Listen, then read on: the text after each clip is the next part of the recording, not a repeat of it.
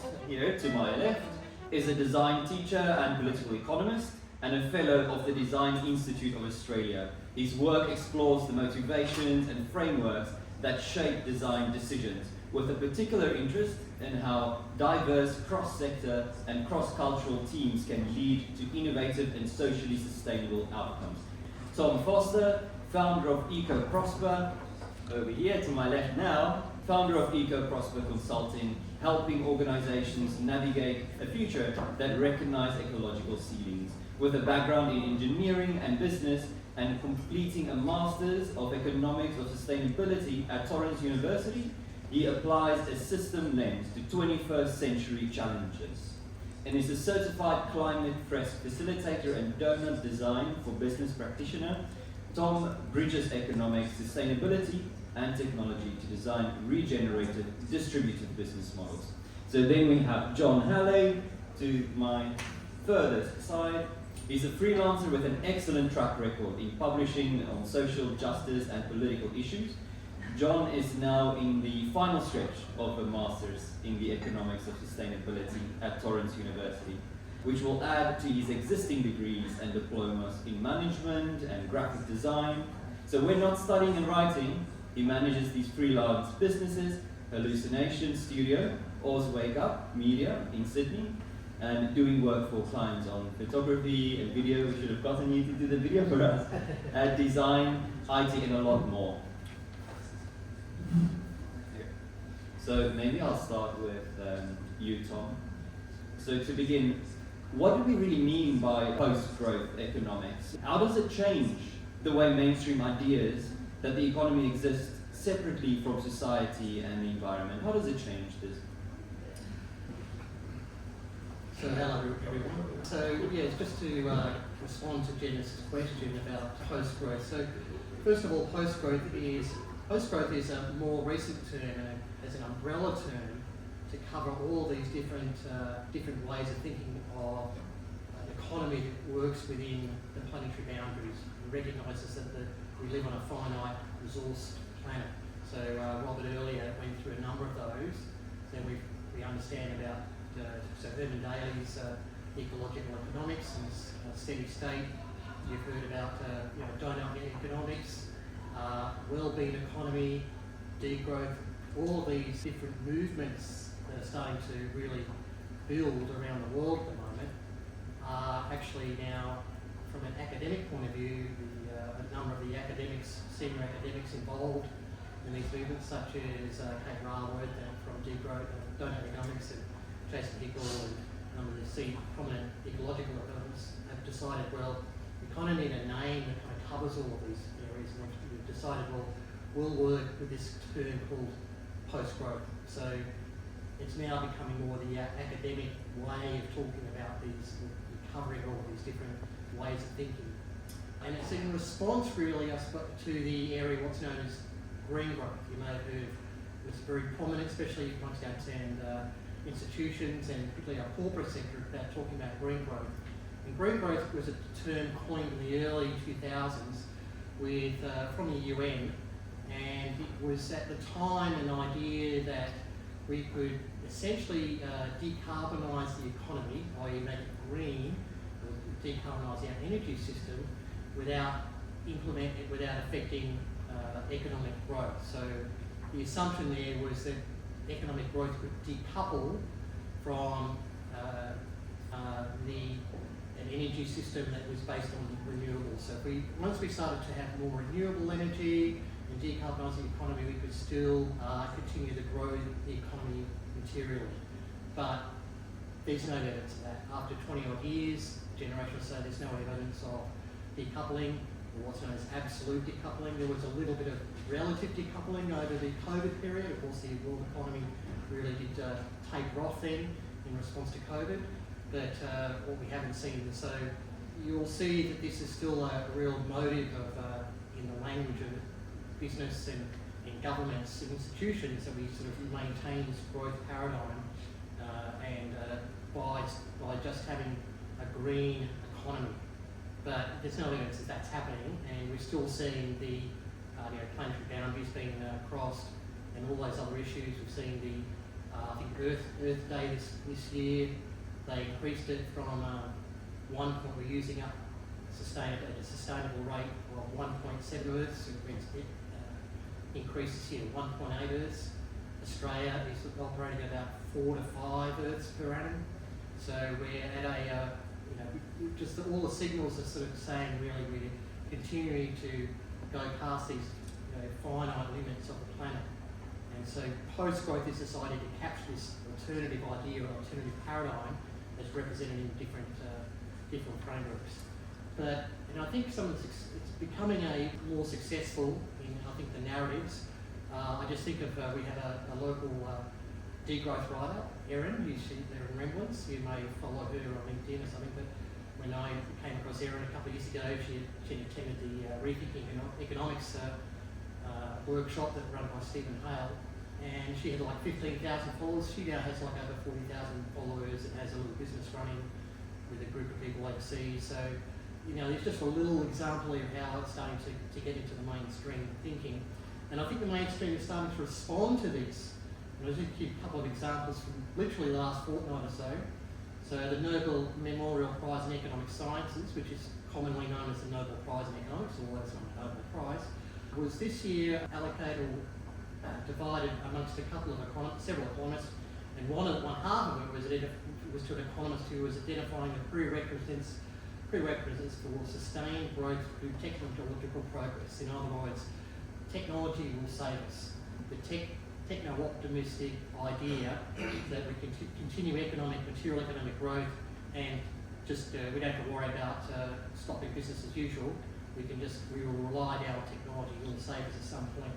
And it was interesting, someone went through the fine print of that Nobel Prize Award, and they came up with the words that the committee actually identified, and I quote, "Sustained growth is clearly not equal to sustainable growth."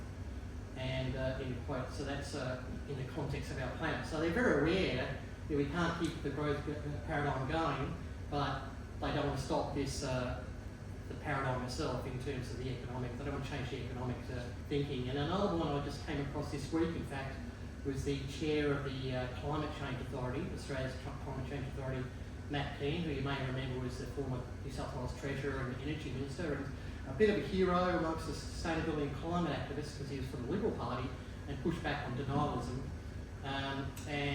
He was saying now this week that his core takeaway was that climate action and economic growth are not in tension, they're complementary. So, he went on to say that from renewable energy breakthroughs to EV infrastructure, technology exists. So they're buying in again to this techno-optimistic idea that we continue material growth.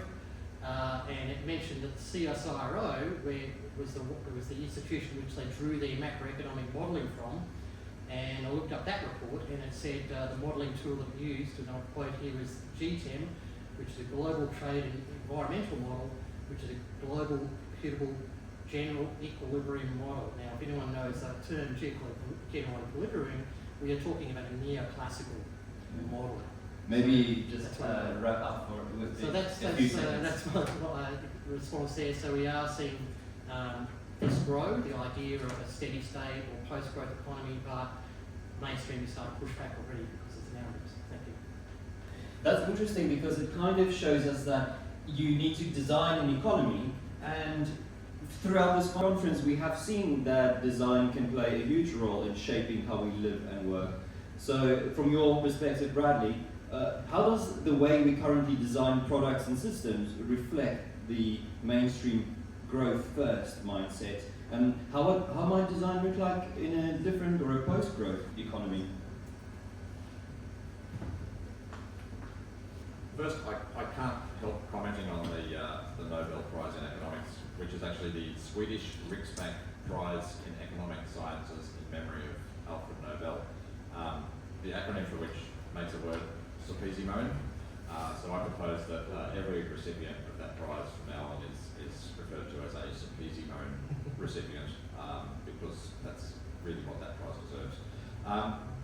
So what we understand as design today is actually the capitalist practice of professional design, which developed first as industrial design.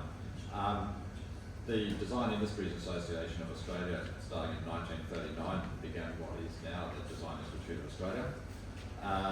And this evolution roughly matched Australia's industrialisation and now deindustrialisation as the design disciplines change and things like interior design and user experience design have become more prominent in the DIA. So this process happened earlier in Europe and later in Korea, but the process is the same. Professional design always parallels the industry that it serves and is a purely capitalist expression of design practice. So from this perspective, design isn't just a reflection of capitalist growth, it's an integral part of it. The innovation that mainstream economists state as the cause of all growth is driven by the design process. The designer, who might be an entrepreneur or an engineer, they're all designing something, whether that's a business or a piece of equipment, designs a new and better product which becomes the next big thing, driving a process of creative destruction whereby a new, higher value product takes over from the old one. This growth does not happen without design, and professional design itself does not happen without capitalism. So long as design serves the capitalist client in this way, design is actually part of the problem and not the solution. But in design theory, there is a relation between the designer and the user. One cannot exist without the other. So a designer creates a design for a user to use, and they can actually be the same person. You might design something for yourself, but there is still this relation between the designer and the user. But in the capitalist practice of professional design, there is always the client, and the capitalist client alienates the designer from the user. The designer must design what the client demands, which is never the same as what the user wants or needs. This is walking a tightrope for the designer, because if the design is actually too far from the user's wants or needs, the capitalist client doesn't make any profit and the designer gets sacked. So this dynamic is actually how we end up with a proliferation of deliberately confusing data and electricity plants which are selling us all the same damn electrons. And price scales and options packages and salami slicing of products which are all there to increase the client's profit and not the consumer's choice. The ecological economist, the late Herman Daly, said, that I'll read this quote, "The sustainable economy must at some point stop growing, but it need not stop developing. There is no reason to limit the qualitative improvement in design of products." In other words, we can have better instead of more. And in theory this can work, but that won't deliver the growth that the capitalist client demands. So if the economy is going to serve the people instead of the capitalist, the designer must serve the user, which is us, instead of serving the capitalist client. Achieving this from inside capitalism requires using a special design process called participatory co-design, which is something that I'll go into a bit later.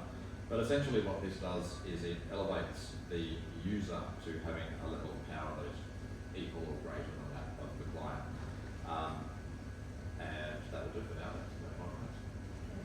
Wonderful. And I suppose that we do need some ways to fund these new projects and designs. Maybe I can ask John, what is modern monetary theory and how does it help shift the way we think about what's possible, especially when it comes to funding the social and ecological investments in a post-growth transition? Okay, first I'm going to talk about going back to anthropology. And as anthropologists like David Graeber and then Kelly noted, the basis of all pre-literature cultures was a fundamental understanding of the human instinct called reciprocity. The socialistic satisfaction of our mutual needs for tribal knowledge, food, shelter and support, which we continue with our family and friends today, is founded on that reciprocity. David Graeber described this as debt and wrote a thick book covering 5,000 years of debt, which took me nearly 2 years to read. All trading begins with reciprocity, which recognises the debt due to people and tribes. there are two types of theories for all of this, which you can see at the board. I'm not going to read them out here. The anthropological record contains no indication of any sort of society based on barter. The quotes from two different anthropologists are up there. When Adam Smith first proposed the theory, he did so without evidence, and it seemed like a reasonable guess at the time. Anthropologists was in its early stages, and there was no one around to exclaim, "Balderdash, old boy!" It made its way into our textbooks and has since become a widely accepted myth. In fact, some of his errors, which I've listed on there, you can read those. I'm not going to go through them all. First, the real history of transactions, so to speak, was first there was reciprocity, followed by administered credit institutions designed to recognise debts. Historically, these were coded as clay tablets, or tally strips, or royal minted coins. These coins dominantly circled at the highest strata of society, and the peasants usually didn't get to or could afford to acquire coins, so they just worked on whatever their credit systems that they had in society, which has already been described by our resident anthropologist. Thank you very much. So basically, the only successful implementation of a cultural-wide monetary system required a state in which entailed the whole unholy trifecta of law, tax, and violence. Every note in your wallet shows the state issues currency, and you accept its distinct values because it is regulated by law, it is taxed, and it is enforced with threats of violence and imprisonment. Tax, law, and violence. If the government didn't need currency returned through taxation and enforced by incarceration, we wouldn't value it. Governments only accept taxes in their own currency, which generates demand for it. Through counterfeit laws and state violence, the government secures exclusive currency creation rights. In Australia, counterfeiting can bring you 14 years. In the US, I believe it's 20. If taxpayers created money, they'd be in prison and jailed. So much for taxpayers' money. Which leads us to the very first crucial distinction in MMT about money. And that is initially that it is users and issuers. The federal state issues currency, always has and still does. Our federal government issues and then spends and then taxes it out of the economy. Any social valuation of currency originally was because the state issues it and requires part of it in tax, although now it has transactional appeal by allowing for the exchange of goods and services. You get to choose with what you do with the post-tax surplus. You use money, you don't issue it. It does not belong to taxpayers. Peoples, corporations, municipalities, and subsidy states are all users of federal money, which is issued solely by the federal government. Issuing currencies allows empires and states to fund and resource themselves. Citizens, currency users work for the government to earn the money they had to pay in taxes. Taxpayers prevented the third component of the unholy trinity, violence. Okay, which brings us to the second principle of MMT.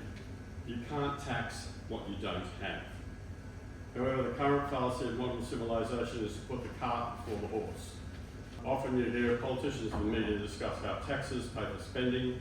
Can someone explain to me how you pay for a tax or a fine or penalty in anything, be it a commodity or currency, when you don't have it in the first place? So MMT highlights the bloody obvious, to put it bluntly. It is evident to everyone who thinks about it, which essentially excludes politicians and the media. You don't have to spend first, you have to spend first in order to tax later. If you accept and grasp MMT's core accounting, legal and taxing frameworks, then money will no longer be an economic mystery as it appears to be for orthodox economists. The conclusion of MMT's analysis of the monetary system is that advocating for austerity based on taxation or public sector budgeting constraints is entirely wrong. Governments use their own currency to finance public goods and national output, and is restricted by the limitation of every process of production. Those processes of production are basically raw resources, capital, labour and energy. If you have restrictions in any of these, such as we had during the pandemic, then you have issues. Your issue is not money. Politicians and the media instead use financial austerity as an excuse to limit support for projects that benefit people, clean up the environment and build a better society. To these politicians, we should provide the same answer that someone should have provided Adam Smith proposal that barter preceded money. Utter balderdash, oh boy. Okay, so that was MMT. So we can see then that in many cases money won't be the problem. But perhaps Tom can tell us then about donut economics and how does that help us to design a fairer and ecologically safer economy for the 21st century? Well, thanks, Dennis. So doughnut economics is a visual representation of a steady state economy, essentially. So what urban data saw as a steady state economy. Kate Raworth, who is the author and inventor of doughnut economics, is essentially this visual representation. And I think we've had a few images of it already. The donut there on the right-hand side, representing an outer ring, which is the ecological ceiling, and the economy is within that, and a social foundation, which is that inner ring you can see there as the donut. And so those two rings, the two concentric rings, form a donut. And the idea is that green space in between the two rings is what Kate Raworth refers to as a safe and just space for humans to be living in, so human society. So that's really where that steady state would occur. So you don't want to have an economy which goes beyond or outside the ecological system, but at the same time we know the benefits of economic activity to provide a good and dignified lifestyle through health and education and so on. So we don't go too or fall too low. It's called shortfall. So this is the idea. We sit within this green space, and this is where we try and add an aim. And again, this is this idea of a steady state in ecological economics, in degrowth, ideas which are for global north, we need to come into that green space, and for lower income countries, they need to expand into that space. So this is a really good model, I think, and it's very accessible to a lot of people because it's a visual representation.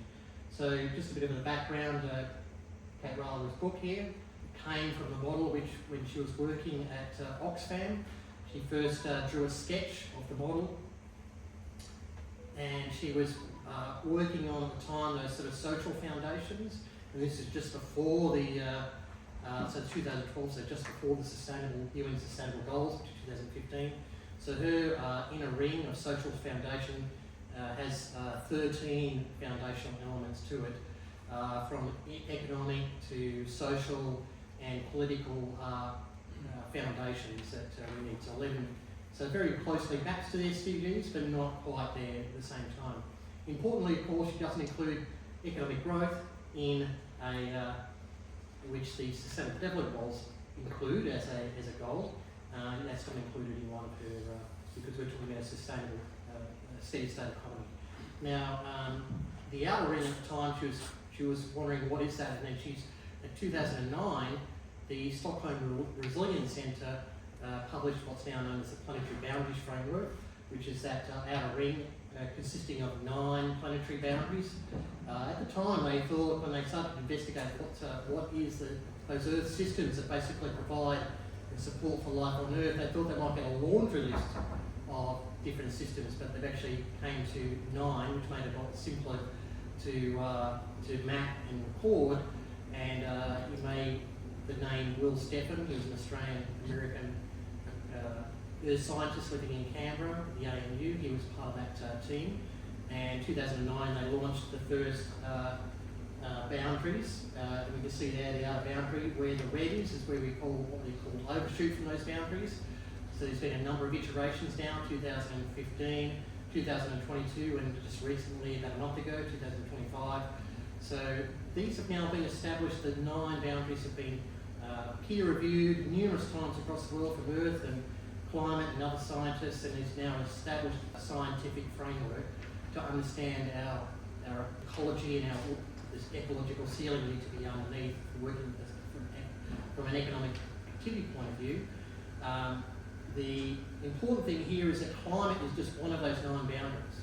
So there are 8 others, and what that really does is make us have to think more broadly than when we think about all the activity, or the focus at the moment is on decarbonisation, but the planetary boundary system makes us have to think broader than that, more holistically, and that brings us into, we need to now think about what the economy is doing, not just decarbonisation. So this is a really scientific tool that's sort of showing that.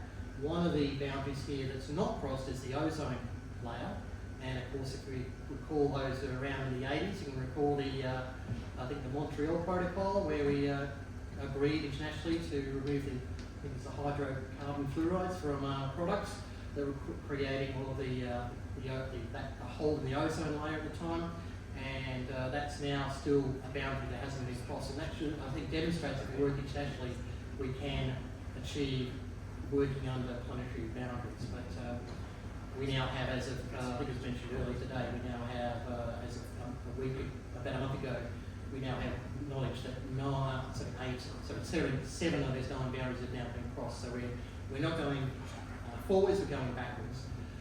So that's really the critical thing. And a number of the organisations as well, a number of institutions, both economic and business, are starting to take up the planetary boundaries framework. And I'll just mention some of them. Yeah, World Business Council for Sustainable Development, World Economic Forum, all places, and the Institute of Faculty of Actuaries, the UK. Now, if anyone knows actuarial work, with the supporting insurance companies, they're very conservative, and they developed earlier this year what they call a planetary solvency risk dashboard, which is based on the planetary boundary framework, and that actually showed that even if we met the Paris agreements by 2050, that we're still, because of planetary boundaries framework, thinking beyond just climate, we're still on track for, say, a 50% drop in GDP by the year 2070. So that's not far away. Plenty of people in this room, I think, will still be around. So this is, or at least your children, grandchildren around. So this is really needing to be thought about and bringing a scientific and business and economic reality back into let's manage our economies within those planetary boundaries. All right. So what happens though if you connect political economy to design, Bradley? And what does this tell us about these two fields, political economy and design, if they combine? You might all be wondering how design fits into this discussion about ecological economics and modern monetary theory. And it has actually just occurred to me after John spoke that if we can take away the excuse that we can't afford it, we then give our participatory design process the freedom to imagine a future beyond what they were previously we can't afford. So it all does fit together. And while we're here tossing out the existing paradigm, I just thought I'd put to John, maybe the factors of production are matter, energy, and design. Interesting. Just tossing that one out there because I haven't seen that out there much, and it'd be interesting to test that somehow. So anyway, we'll go into the backstory of how design and political economy did get matched up in the first place. I spent 25 years doing interior design, doing lots of mainly commercial fit-outs for big businesses and institutions, and I had too many lunches at the property council, and I couldn't stomach that anymore. But I realised that as a designer I played a massive role in creating the value of a building. Yet the client would get all of this value, and I would get what amounts to my labour cost plus a margin. So I began to ask the question, what is the value of design? And that question was the start of a process that led me to the policy work and New South Wales Chair with the Design Institute of Australia, working with International Council of Design on national design policy, and finally to a Master of Political Economy at Sydney University. And through all of that work, I never found the answer to my question, what is the value of design? But I found a better question, what is the design of value? So all of the policy documents and research papers that I read were all based on professional design. And in a capitalist system where value means nothing more than what someone will pay for a thing, the value of design sits somewhere between the output of the professional design industry and the capitalised value of companies that deploy it. But it never gets quantified or explained, and within capitalism it's pretty much impossible to do that. In mainstream economics, design sits in an externality along with innovation and technology where they are never examined or explained. They're just assumed to be a thing that happens and causes growth. And it might seem a bit weird that economics refuses to examine or explain the very things that cause the growth that economists like to obsess about. So, in studying political economy, I used a bit of Marxist theory to step outside of capitalism and separate the basic human form of design, which we might call as trans-historic form, from its capitalist practice. And in doing that, I find that design is part of the human condition. We are all designing all the time. Every action is formed by our design intent. So, we form an intent to achieve an outcome. We design a means of achieving it, and when we achieve it, we feel good, which is the basic form of value. If we don't achieve it, we redesign either the means or the outcome, following the design process. In this way, in an internal process that happens in our brain, design is the application of intent.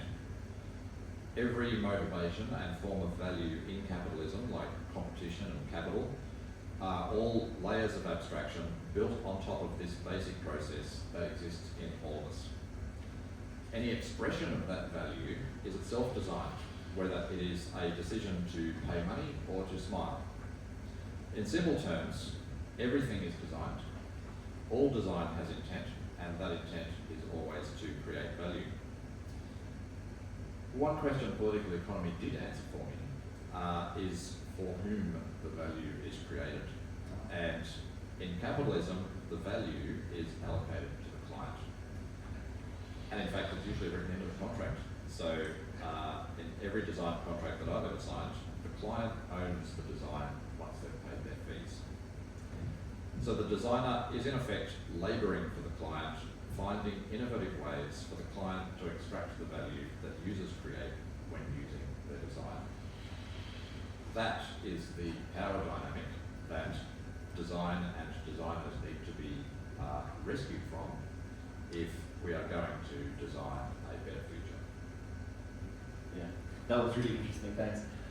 John, how does a realistic perspective on money allow us to mitigate the damage being done to our planetary boundaries that are being pushed beyond the brink? And is there a reason to believe we can act to rectify the damage?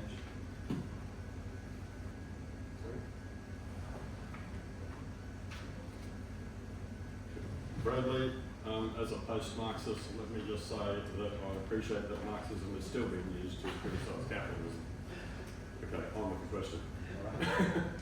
Okay, while we can visually track our progress towards meeting everyone's needs within the limit of our living planet using the Doughnut of social and planetary boundaries, we can also see our failures, and the most recent one has been ocean acidification. And the two that are remaining are ozone depletion and aerosol loading, which Tom's already mentioned, so I'm going to skip part of what I was going to say. Sufficient to say that we did solve it at one stage, and so there is some hope that we can do the same thing. So we have demonstrated we can do things if we have the political will, and therein lies the dilemma. The crisis of financial ruin, austerity, and economic collapse, if we take affirmative action, serves as a smokescreen for action. Countries that complain about relative poverty are amongst the self-erected hurdles to action. We buy the false narrative that tax revenues limit what we can spend and that deficit spending would be bad. Our perceptions of the financial limits excuse them for their inaction. Whereas if the community recognised that money is a social construct, then our expectations would be different, and what we also would be saying was to the politicians, bomb a dash. As long as the neoliberal economics models prevail, which we fail to recognise money for what it is, a state-issued point-scoring system that can be issued on an ongoing basis, we are losing this fight. MMT means the government will no longer be able to deceive the people into believing that repair is possible. If we can generate enough money to meet the needs of the people and the planet, the fight for a more equitable, just and sustainable Earth becomes merely an ideological conflict rather than a financial one. We previously battled against enemies during World War I and II, in which governments closely controlled the economy and spent money as if it was showering down on us. We had the largest budgetary deficits in our country has ever seen, and what happened next? We had the lowest level of unemployment in decades, the highest growth in the middle class, a greater equality, better lives, and no one's descendants had to pay off the massive government debt, which was 120% of GDP. It was a wholly false narrative at the time that deficits are bad for the economy, and it remains so today. But it is one we accept and ask the government to solve the polycrisis of biblical proportions of a political, social and economic disasters. We need to stop fumbling around with inferior policy making that produces minor improvements but is designed to benefit the status quo. So we are facing a polycrisis which involves such things as overconsumption, food system degradation, unsustainable agriculture, water shortages, land degradation, air chemical and water and land pollution, biodiversity loss, climate disruption, and the prioritisation of capital GDP growth at any cost. These are a series of crises that demand immediate action. The factors that are compounding one another, creating feedback loops and tipping points that interact to foretell of future extinction level catastrophes for humanity. Our ecological footprint is already higher at 180% of our biocapacity, and all these problems were foreseen a long time ago, but the ruling class ignored them while our political parties apply bandages, and that includes the current so-called Progressive Labor Party. We have the resources and the financial capacity, but what we lack is political will. Thank you. Oh, wonderful.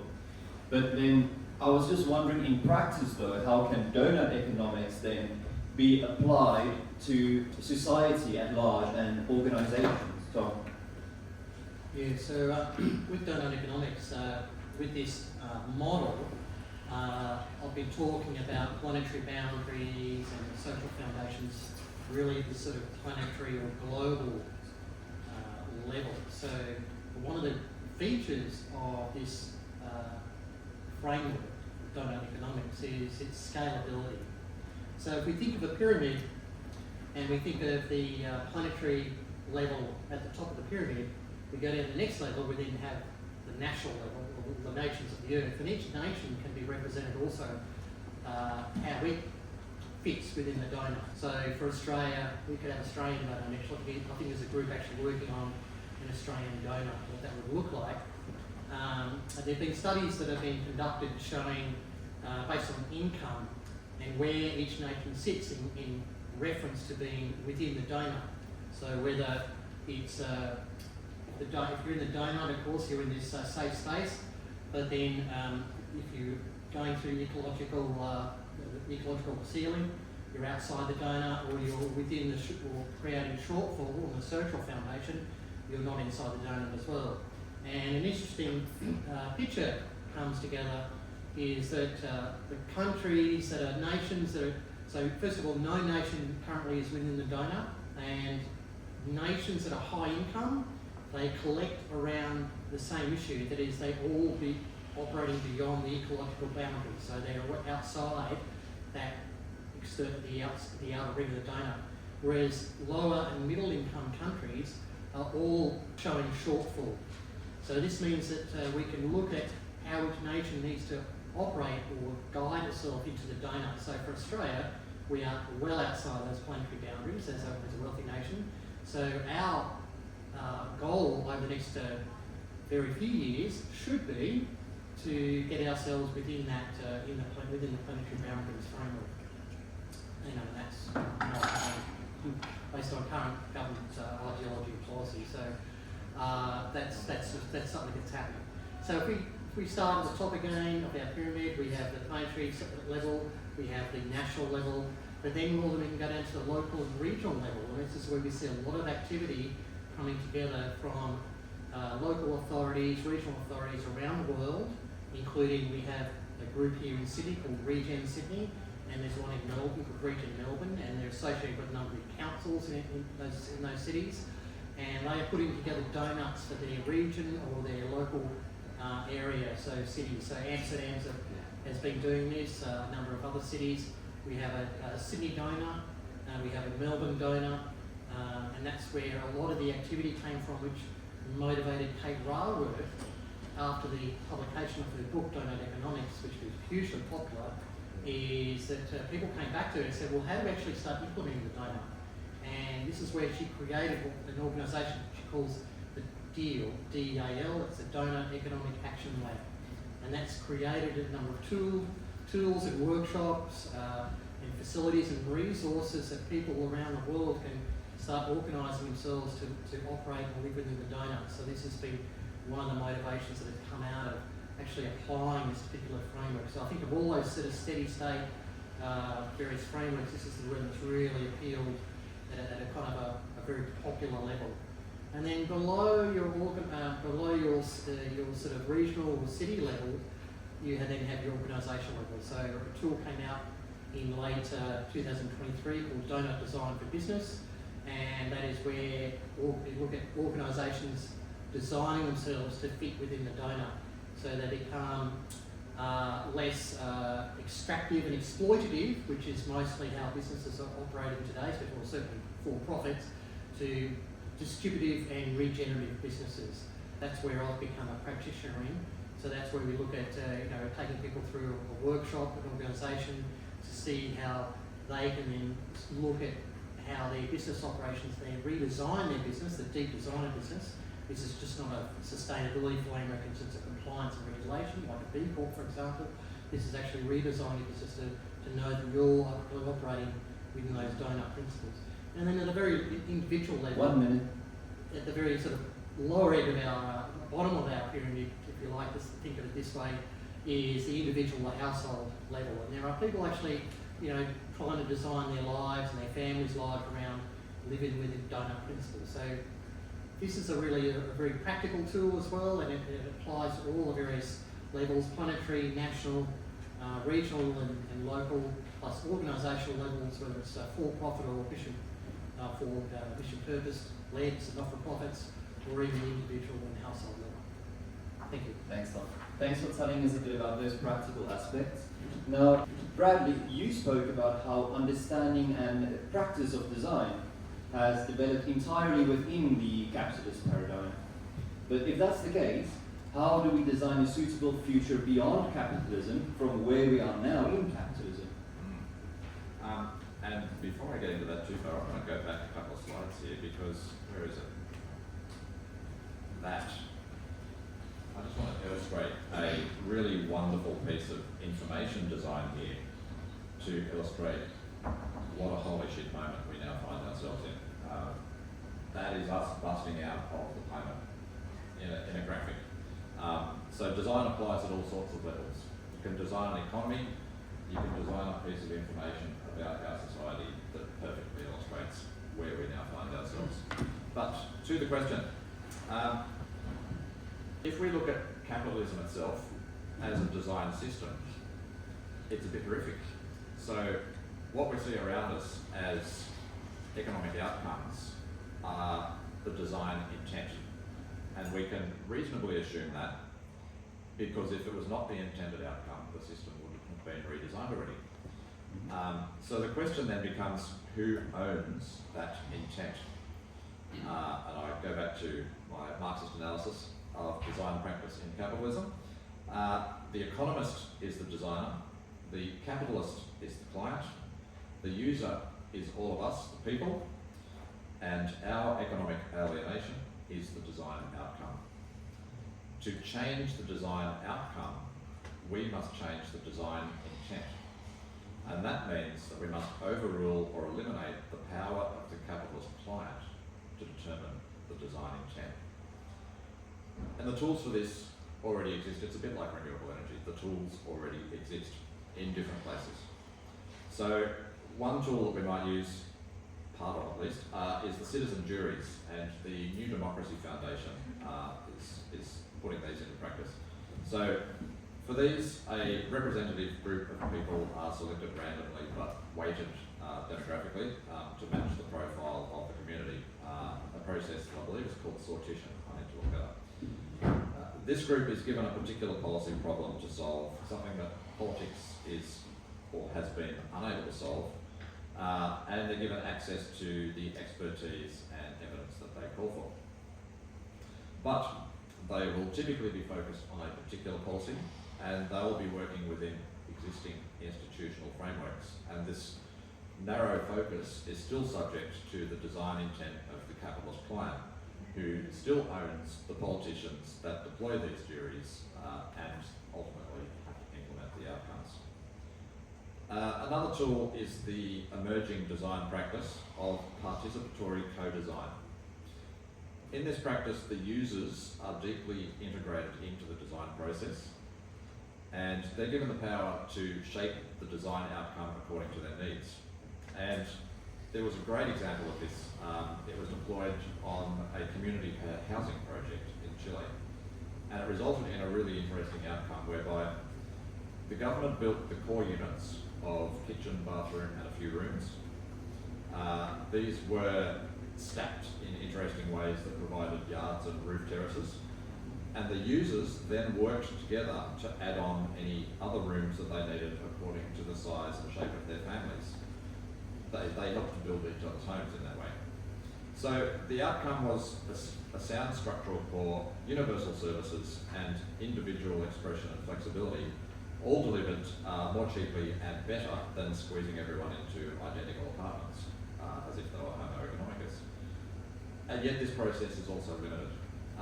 The design parameters, including the available land, materials, and budget, were all set beforehand, and this was actually applied as an experiment in one community only. And possibly the design intent of Chile's property developers has prevented that from being rolled out further. So, if we mash up these tools and change the context though, we might get something interesting. Maybe like mashing up design and political economy. So we take the sortition process from the citizens' jury, we take the participatory design process, that's a real mash up of words that is. We add in some institutioning, which is a process where users are given the right to reimagine the institutions that govern the design process itself and their intent.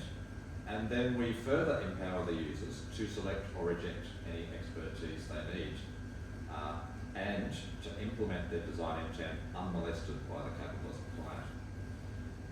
It's honestly a bit hard to see how the capitalist polity would let loose such a process in any policy area at this point in time. But what if we try a different context? What if this process was used by a party to design a policy platform that worked for ordinary people? In this way, a party could use the capitalist democratic process to achieve changes that serve the users instead of the client. That is us, not the capitalist. It's perhaps a bit of a subversive thought, and perhaps there are other ways to deploy this, but it's only by testing these things and using the design process that we will discover whether they work or not. And it reveals a truth that actually came to me while I was doing interior design. You have to design it to know that it doesn't work. So let's start. That's really interesting, thanks.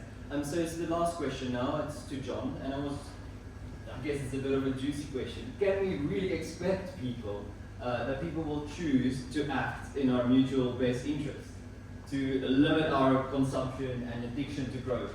And what are these obstacles and solutions really? Okay, one of the reasons I said that it took me 2 years to read Debt is because my wife and I have a habit of reading books to one another. That was 2 years of sitting in a cafe reading 10 pages at a time. Our current book at the moment is this one, Less is More. I think we have 50 pages left, so that's 5 more cafe sessions. in there, we came across an interesting experiment which Jason Hickle talks about. So I'm just going to read some of this, comment, read, and move through it.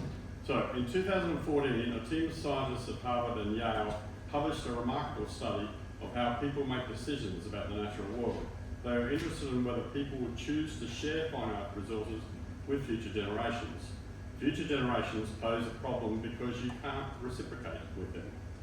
To bring it back to that point. If you choose to forgo immediate monetary gain in order to preserve ecology for your grandchildren, then you can't offer it back, so you gain little from sharing.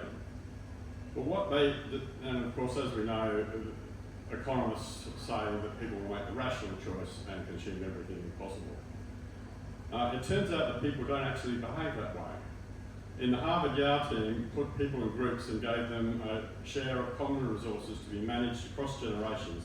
They found on average a full 68% of individuals chose to share sustainably, taking only as much as the pool as they could regenerate, sacrificing potential profits. And of course, there's the other 32% which you need to consider. They chose to liquidate their shares of the resources for the sake of quick profits. Over time, this selfish minority ended up depleting the collective pool, limiting successive generations with a smaller and smaller supply of resources to work with. So the picture that he paints is 68% are on board, 32% aren't. But then they tried something else.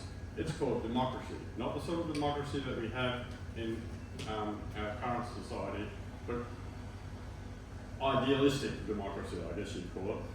When the groups were asked to make a decision collectively with direct democracy, something remarkable happened. The 68% were able to overrule the selfish minority and keep their destructive impulses in check.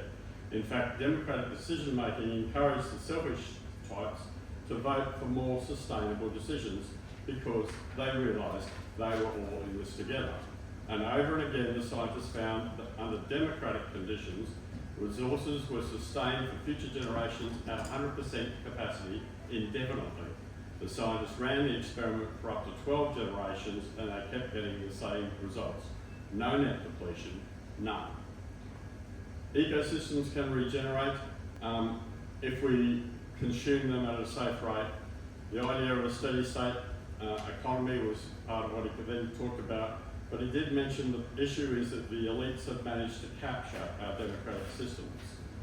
He goes on to say, as a result of political capture, the interests of economic elites in the US has almost always prevailed in the government policy decisions when the vast majority of citizens disagree with them. In this sense, this is a funny sentence, the US resembles a plutocracy rather than a democracy. And anyone that's watching what's happening in America at the moment wouldn't describe it as a plutocracy, they describe it as a dictatorship.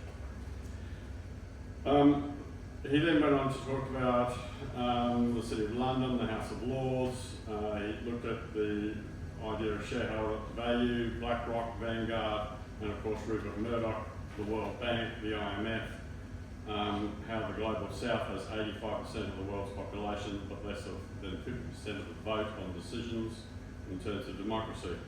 And I'm just going to read the last paragraph because this is where I see some hope occurring and the sort of things that we need to do. One of the reasons we're staring down the barrel of ecological crisis right now is because our political systems have been completely corrupted. The preference of the majority who want to sustain our planet's ecology for future generations are being trumped by a minority of elders who are quite happy to liquidate everything. If our struggle for an ecological economy is to succeed, we must seek to expand democracy wherever possible. This means kicking out big money out of politics. It means radical media reform, strict campaign finance laws, reversing corporate personhood, dismantling monopolies, shifting to cooperative ownership structures, putting workers on company boards, democratising shareholder votes, democratising institutions of global governance, and managing collective resources as commons wherever possible. This all starts in the capture of the commons. We need to restore to the commons to a world of true and valid democracy.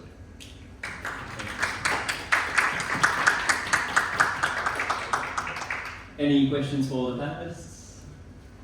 Yes, Phil, and get the mic to you.